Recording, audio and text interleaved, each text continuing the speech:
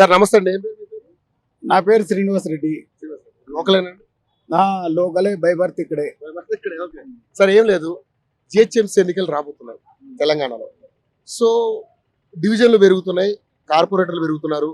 So ప్రధానంగా చూస్తే last ఏమో బీజేపీకి 48 స్థానాలు వచ్చినాయి, ఏది కార్పొరేటర్ స్థానాలు.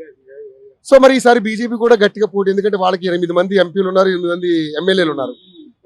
ఒకవైపు బీఆర్ఎస్, ఒకవైపు కాంగ్రెస్, అధికార కాంగ్రెస్, ఒకవైపు టీఆర్ఎస్ పార్టీ అని కవిత కూడా వస్తుంది ఆమె, ఒకవైపు పవన్ కళ్యాణ్.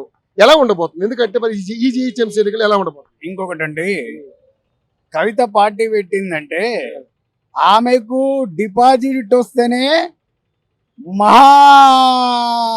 దాన్ని ఏమంటారు, అదో గొప్ప విషయము. మన భారతదేశంలోనే చాలా పెద్ద గొప్ప విషయం. డిపాజిట్ వస్తే ఎవరు రాకూడదని కాదు, ఇప్పుడు తండ్రితోటి సోదరునితోటి వీళ్ళతోని పార్టీ పెట్టింది తప్ప ఈ ప్రజల నుంచి పార్టీ పెట్టలేదు. విభేదిస్తూ పార్టీ పెట్టింది ప్రజల కోసం. ఇప్పుడు ప్రజల ఏమండి, తెలంగాణకు అమ్మనా? ఇప్పుడు షర్మిల అమ్మ అయింది, అర్థమైందా? ఇప్పుడు కవితమ్మ కూడా అమ్మే అవుద్ది. ఇప్పుడు ఏమన్నా జయలలితనా లేకపోతే మమతా బెనర్జీ ఈ ఊపు తీసుకురావడానికి? ఖచ్చితంగా 2.5 సంవత్సరాల పాటు వేద అనుభవించి డబ్బులు లేకపోతే మొత్తం అక్కడ నుండి ఇక్కడ నుండి చాలా కష్టపడి మా రేవంత్ రెడ్డి గారు రైతు భరోసా మధ్యలో ఏంటంటే ఇబ్బందులు ఉన్నాయి, మన ప్రభుత్వం అప్పులు ఇవన్నీ ఇప్పుడు అన్ని సర్దుకొని రైతు బంధు మొన్న అందరికి వేసాడు, రైతు భరోసా అందరికి వేసాడు. ఇప్పుడు దాదాపుగా 5,000 అన్నారు, తర్వాత 7,000 అన్నారు, పోలీసు ఉద్యోగాలు ఇస్తున్నారు. ఇప్పుడు ప్రతి ఒక్కరికి ఈ ఇందిరమ్మ ఇల్లు ఇస్తున్నారు, ఫ్రీ బస్ పెట్టారు. మరి ఇక రాబోయే 2 సంవత్సరాల కాలంలో అమోఘమైన అభివృద్ధి సాధించి మళ్ళా 2000 ఇంకొక 10 సంవత్సరాల పాటు రేవంత్ రెడ్డి గారే పాలిస్తారు.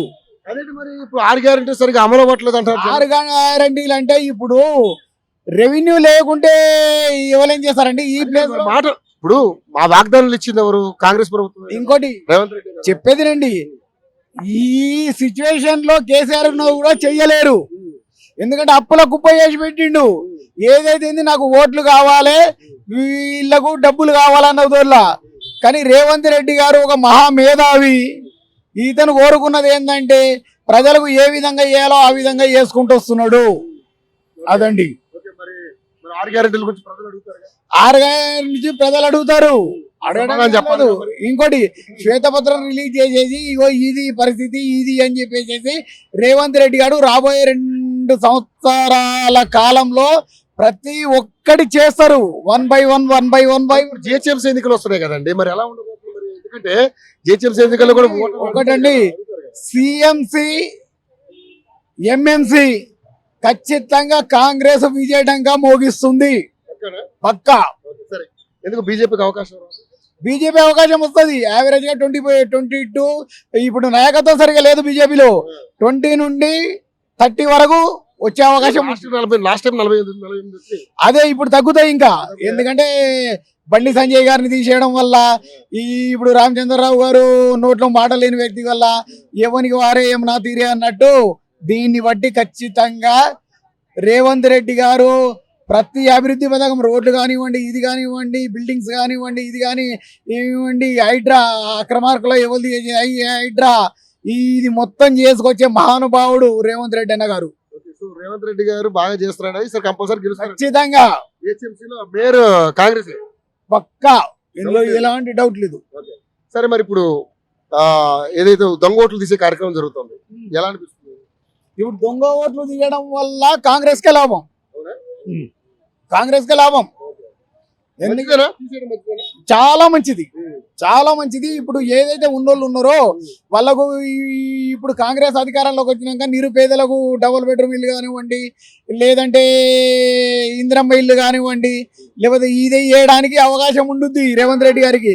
అసలు ఎంతమంది ఇది ఉన్నది, ఈ 50 ఎకరాలు 100 ఎకరాలు ఇది కాకుండా మామూలుగా లిమిట్ అర్హతైన వాళ్ళకి ఇస్తున్నారు. రేవంత్ రెడ్డి ఇదే లెజెండ్ పర్సన్. Thank you.